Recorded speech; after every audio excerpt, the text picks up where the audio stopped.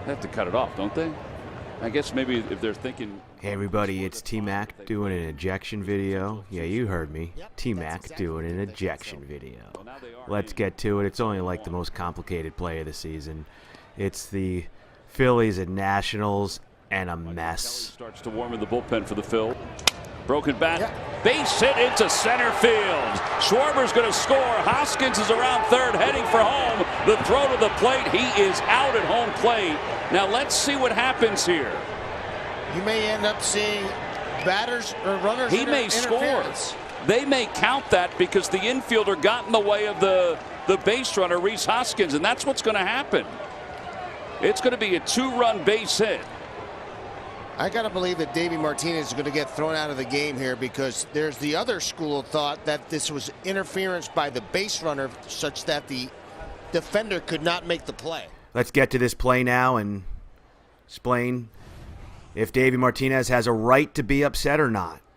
So, by rule, the runner would be out if he were to hinder a fielder attempting to make a play on a batted ball, or if he fails to avoid a fielder attempting to field that same batted ball. And if I was on the field and you said, Tim, you got to make a call split second, I'd have interference here. Like to see some kind of mechanic from Danny, but we have the interference passed on by Isanya, and John Bacon, the third base umpire, grabs obstruction, which there's no real way for Bacon to see how far the ball is away. You have a different angle there, and by his accord, he's picking up the runner.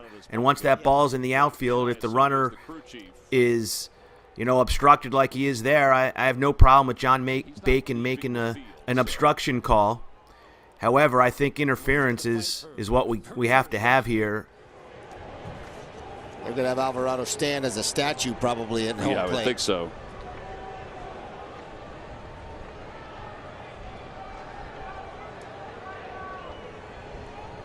They may have to ask him to leave the field at some point because they've made their decision.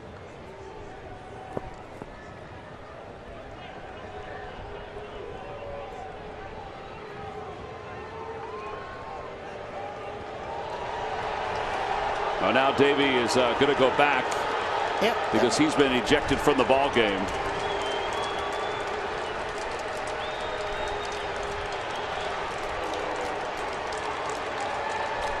So he's been ejected because he did not like the call.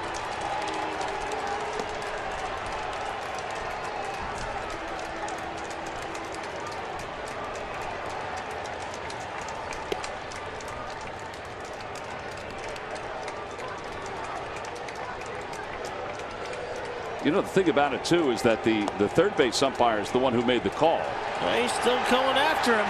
So they call obstruction on this, and Davey and Dan Iasonia are still going at it.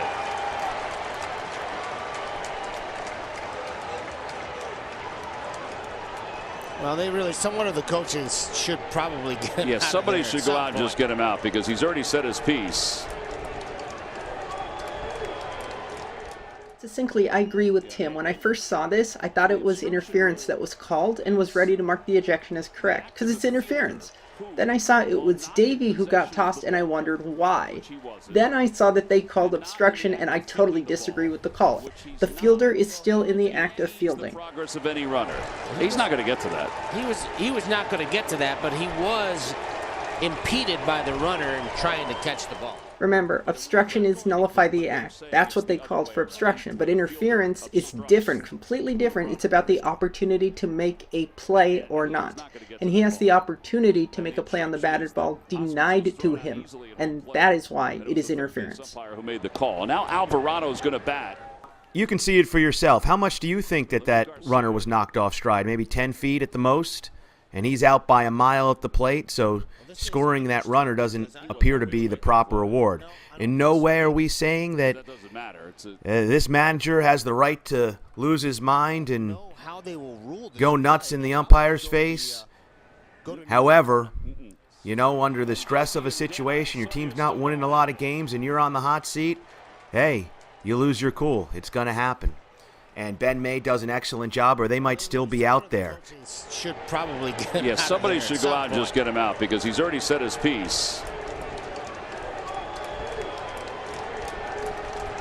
Yeah, and well, he was impedes the progress of any runner. He's not going to get to that. He was not going to get to that by the runner and trying to catch the ball.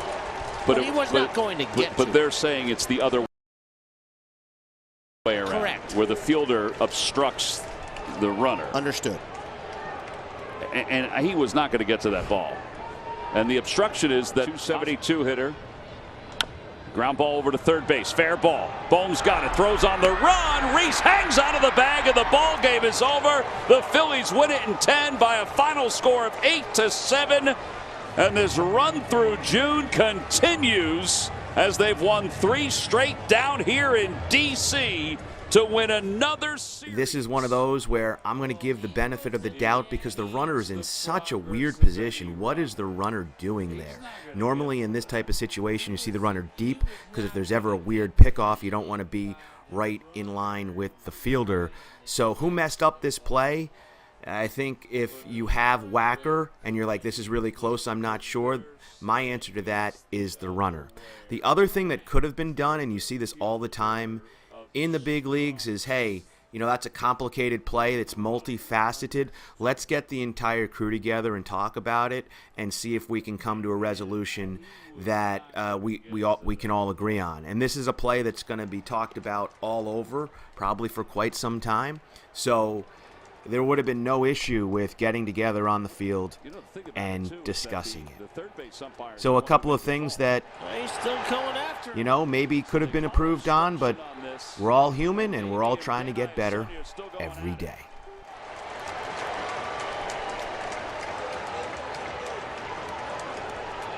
Well, one of the coaches should probably get him. Yeah, somebody should go out and just get him out because he's already said his piece.